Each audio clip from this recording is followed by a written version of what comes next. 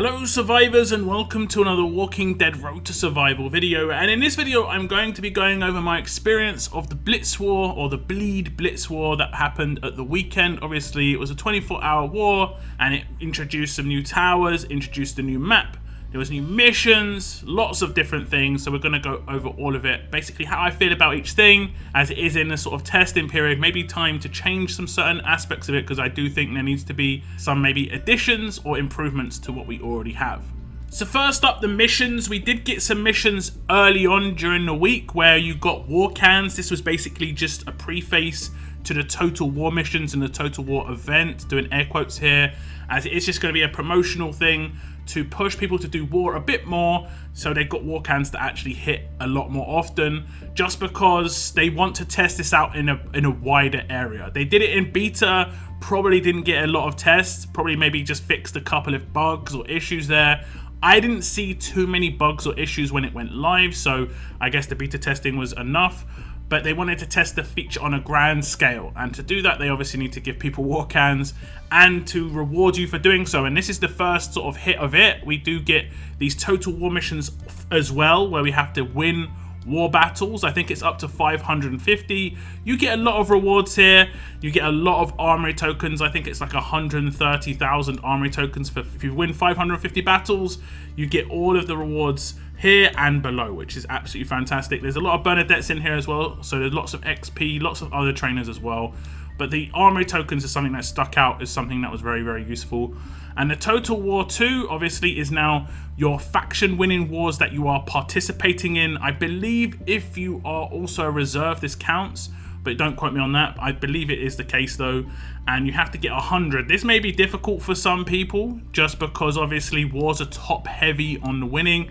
Generally, when it gets to like 10th to 15th place, you can start getting to negatives in CRW, just because the top 5 or 6 factions in a CRW are just so heavily mismatched with the rest of the CRW participants that the win ratios are just absolutely throttled from like 15, 20 down to like 90, 100 plus. So it can be quite hard for some factions to get these 100 wins, but if you do, you get some obviously some decent rewards. Obviously the armory tokens in here as well, also 130,000 total.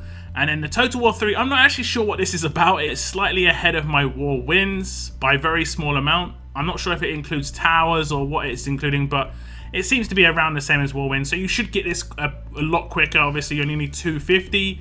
And again, there's a bunch of armory tokens in here. Again, 130. So you'll be able to get 130k for each section. That's nearly 400k total. Lots and lots of armory tokens, lots of trainers, a couple of, I think this is just extra bits and pieces, but the trainers for the wins, and obviously the trainers here for the sieges, the special trainers for rushes and active skills. But these trainers here obviously are very tasty. Going to be able to level up your characters nice and quick because of that. And then if you complete all of the 550, you also get an avatar, which you can see here.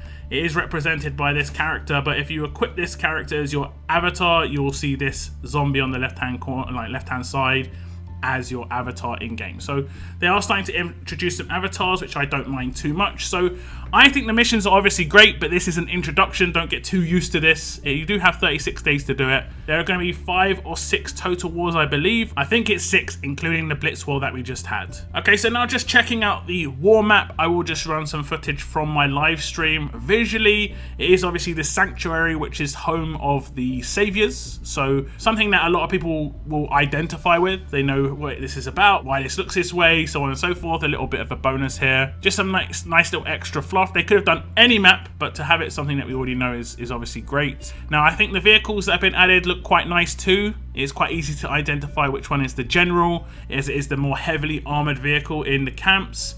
Although it kind of doesn't make too much sense, because the one that generally has the lowest defense stats is the general, because it doesn't get the bonuses. Whereas if the general is alive, the other enemies in that camp get a 30% defense bonus. So they generally have the least defense. But I'm okay with it. I'm okay with it. Just so that I can identify which one's the general nice and quick is nice. I have been confused in the past where like a tank isn't the general, but some Jeep is. I don't know. It has happened to me in the past. In terms of the spacing between the camps, I like that a lot. I don't like one of the war maps where you have to scroll quite heavily across the screen if you're attacking the lower end. It's very, very poorly made. Hopefully they do update that one in terms of being able to put the camps next to each other, because I think that's a massive disadvantage. Even if it only takes you like a second or two to get from one camp to the other, you just don't want to have to do that, and you're a disadvantage versus the other team. So overall, the war map I think is nice. Now with the new war map, we obviously had the introduction of new towers.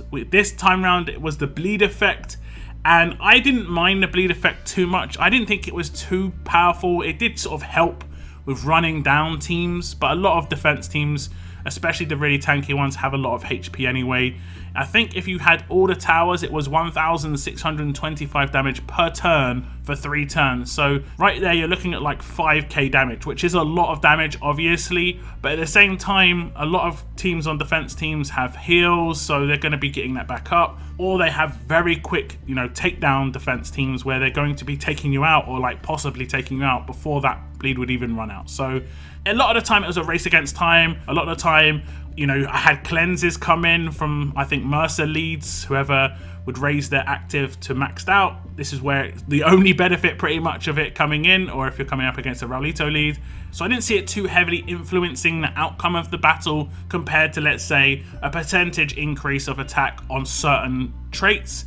And this is quite a balanced tower versus trait increases, because some people may not have attacking characters that are fast, for instance. And if there's a fast tower, then they don't get any benefit. Whereas a bleed is always going to benefit everybody the same amount. So it's quite fair there. You could also potentially create teams that have kind of fallen off a little bit with Raulito leads and then some lacerators. You're going to be able to get really high early damage out because of that. You're going to be able to get, multiple thousands up more than you would normally, just because the initial amount of bleed instantly is going to be over 2k if you've got all those towers and you've got a Raulito lead. So the bleed effect I've got no problem with. The number of towers, on the other hand, I think was excessive. I think having 5 towers for a 6v6 is very, very excessive. I did talk about this on my live stream. It was really apparent very quickly that this is just too much. I think in a 6v6 there should be a maximum of 3 towers. This just makes more sense. You've got 2 people dedicated to each tower. Let's be honest, not everyone attacks towers as well. Not everyone can attack towers. That's just the way it goes. And I just think having half the amount of players you can have in an attack as the amount of towers just seems to be the right ratio. The same goes for 8 versus 8. I think the maximum amount of towers should be 4. Right now, the 2 different tower amounts are 3 and now 5. And I think 5 is excessive even for 8 versus 8, to be honest. So the number of towers I think needs to be altered. And also the maps that are used in 6 versus 6 wars definitely needs to be limited to 3 towers max. Now the way to get the towers didn't seem to change at all. It was just the same old way. It didn't seem like any difference in terms of actually gaining the towers, whether they were shielded or whether they were not shielded. Now I think whether you were getting them for the first time against walkers or whether you're getting them for this, coming up against the enemy's tower as they've put in teams, I think when it comes to towers that have teams in them, especially in 6 on 6, I don't think you should be able to 5 stack a tower personally. I think, again, the most you should be able to stack in a 6 versus 6 war is maybe at most 3. Because 6 versus 6, you're not going to have 6 people attack a tower to take it out, generally speaking. Generally not going to have 6 people alive at that point. So I think having 3 people in a tower stacked is probably the best way to go. That way you have to spread your resources a little bit in terms of the amount of stacking you can do. Some towers are going to be weakly stacked, so they're easier to take back, so on and so forth. I think 5 stacking a tower, especially the fact that in 3 on 3 in the future we could have a powerful tower come in where it's only like attacking percentage. I think limiting the stack potential there would probably be a better way to go competitively. I didn't notice too much difference when it came to these shield timers dropping after towers were taken and dropping out, whether you put a team in or not. I didn't really pay too much attention to it though. I never really have. I don't know the timings. If it's up and I can attack, I will generally just see it and attack.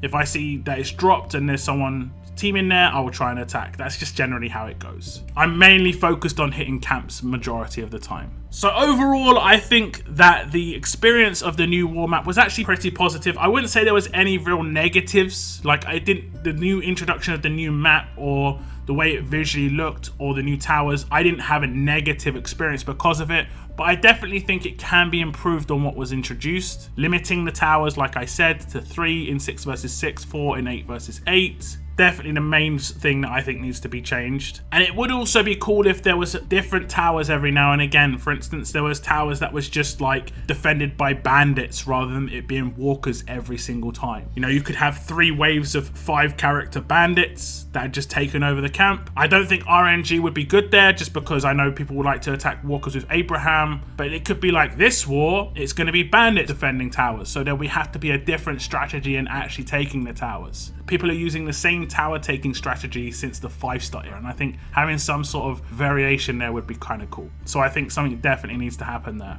But those are my thoughts on the new missions, war map towers, and my overall roundup and the future potential of the war as it stands. Do give me your thoughts on the last weekend's war. What did you think about the Bleed Blitz? Do leave your opinions in the comments, guys. I always try and get around to reading these. I will pass on as much information as I can. Thank you very much for tuning into my video. And as always, keep on surviving, guys. Keep on surviving.